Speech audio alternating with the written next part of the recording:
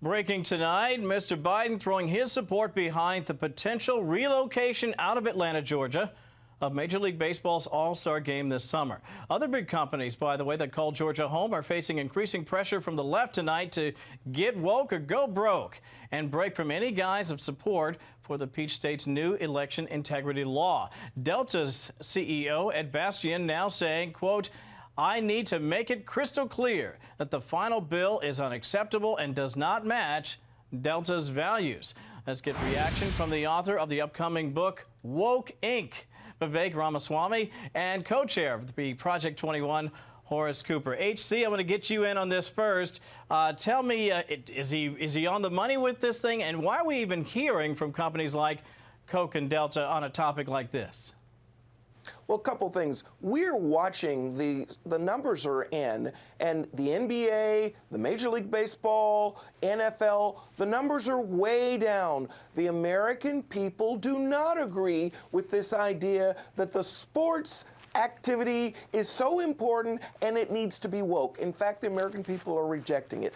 Delta's going to find out. So will all of the other voices that are attempting to do one thing, and that is prevent real, bona fide Americans who live in Georgia for deciding who the elected officials of Georgia are going to be.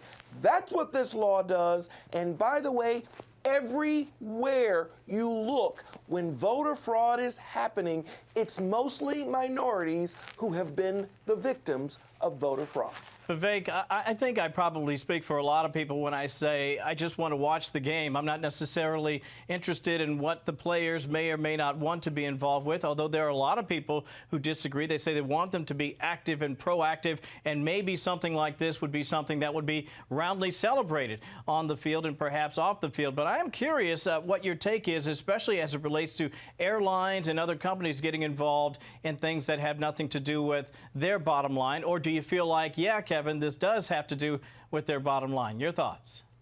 So I think companies should stick to what companies were made to do: make products and provide services for people who need them, period. Now, I think it is particularly hypocritical for liberals to call on these companies to lobby the government when progressives, part of their dogma is being against lobbying. Progressives hate lobbying, at least historically. But today they love it. In fact, they're demanding that companies engage in lobbying. And I can tell you from a personal standpoint, whether you're liberal or conservative, we shouldn't want to live in a corporatocracy. The whole point is we want to live in a democracy where everyone has an equal voice, not the CEO of Delta Airlines or Coca-Cola having a disproportionate voice and telling legislators what to do. And I'll tell you what disappointed me as well from the other side was Governor Kemp's response today. That equally disappointed me, where the thing that he criticized Delta's CEO for doing was saying that actually before, when we talked to Delta, they said they were fine with the law, but today he changed his mind, and that was inconsistent. My question is, what the heck are we doing where the governor of Georgia is consulting with the CEO of Delta on a voting rights piece of legislation anyway? I don't want the CEOs playing a role. They need to stay in their lane, focus on making products, and the American people ought to decide who they elect to put in their state legislature and in the federal legislature. You know, very interesting. Very quickly, HC, before I get your thoughts on it, why don't I just share part of what Governor Kemp had to say over on Fox and Friends early this morning. Listen to this. And even more hypocrisy was Stacey Abrams celebrating New Jersey expanding to 9 days of early voting when her own state of Georgia has 17, and we just added more opportunities on the weekend. So they are being mistruthful about what the bill does.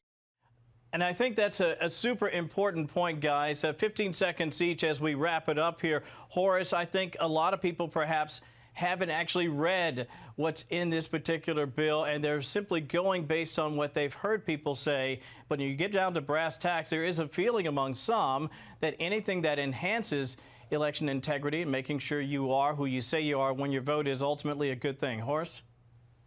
Absolutely, that's true. The number one reason people give for not participating in our election process is they say their vote ultimately won't count.